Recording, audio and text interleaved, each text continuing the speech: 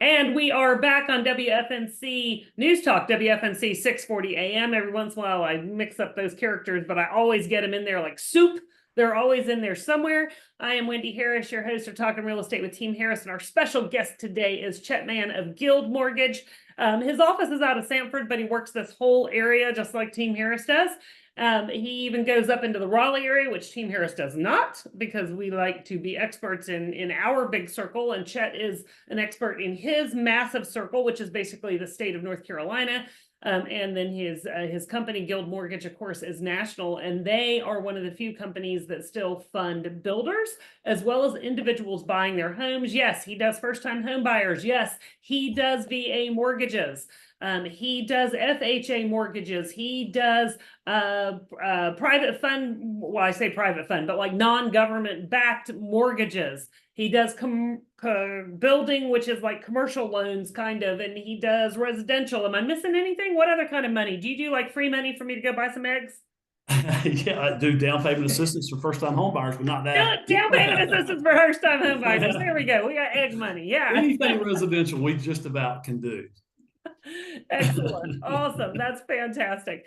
That's really good to know. And we've been talking a little bit about the economy and the market and all of this kind of stuff. But one of the things that we were mentioning just before the break, we were talking about sort of like these federal dynamics and what we're going to see coming. And 2025 might be the year where we have this real building or housing boom going on. Let's call it a housing boom, because the builders might be building more, but it just depends on that money being freed up for them and what the cost of that money is. If not, they'll keep self-funding, which means that boom may just be more of a steady increase. But as interest rates come down, sellers who are holding on to their real estate, owners who will not sell their real estate, who don't want to move because they're in a 3% mortgage and they don't want to take on a 7% mortgage, but they might be willing to negotiate themselves into another house at a 5% mortgage. So all of that inventory that's being held off the market, that resale inventory might come on the market. And that's good. One of the things that we're working, this is where the secret hands come out, right? This is from sitting in those back rooms of those meetings, those non-secret secret meetings. You know, they're only secret because nobody shows up, not because they couldn't show up. Exactly. But what we're working on the federal level is to say, hey, we need some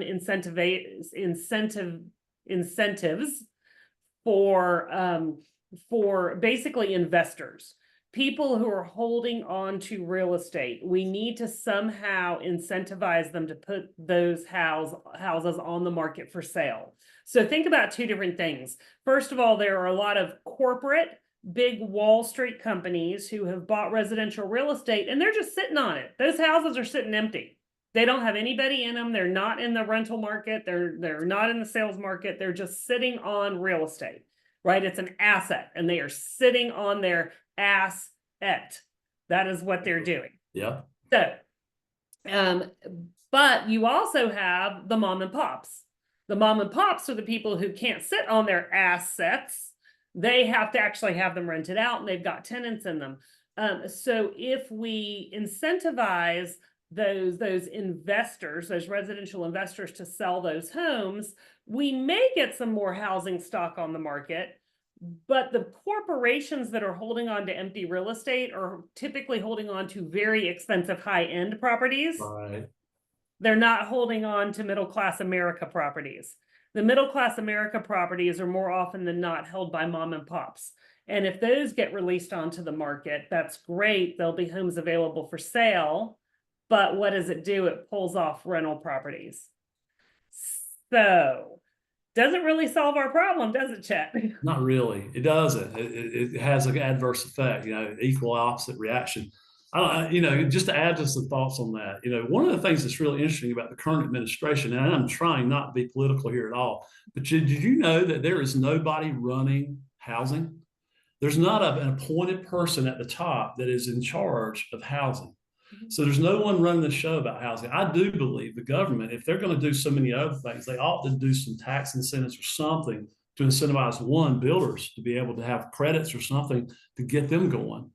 so that we can meet this terrible housing shortage that we have. That's just my opinion, but it's a fact that there is no one in the cabinet level that is over FHA, for example, or running the show. Mhm. That's the one area of the country right now that has no guide. Yeah. And I wish that would change. And I think people should ask that question of their Congress people and all that. Why is that?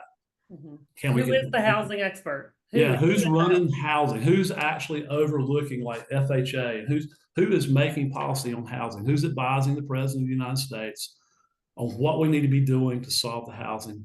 And the question is nobody. Mhm. So that's an interesting flaw, if you will, or observation at the It most. is. Yeah. And then the other side of that needs to be considered is, of course, the labor market, right? Because people, you can throw money at anything. Yeah. But if there's nobody to build, if you don't have enough people to physically swing the hammers, then you've got a whole nother problem. So now when we're looking at that building market, you have to look not only at education at community schools, you need to look at immigration.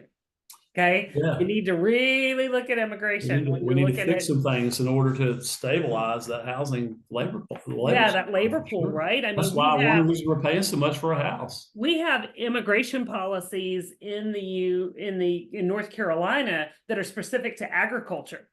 Yeah. Could we expand those types of immigration policies into construction? Exactly my point. And I think it needs to be looked at. I'm not certain what the answer is, but if we can incentivize all or credit all these other sectors, why not look at housing? Got to figure it out. We Yep. got to figure it out because you're Yep. right. We can fix it all from a financial perspective, but without the people laying the brick and swinging the hammers, those houses are not going to get built. Not now and not in 2025. All right, everyone. It has been a great show. Chet, if people want to say again, what's your phone number if people want to talk to you? Oh, sure. 919-777-0114. And you can email Team Chet with one T at guildmortgage.net. That is perfect. Thank you so much. And if anyone wants to talk real estate, talk to Team Harris. We're here for you, 433-2724. Go to teamharris.com. Until next week, be kind, be good, and be well. You guys take care. See you soon. Thank you so much, Chet, for being with us today. Thanks for having me, Wendy. I've enjoyed it.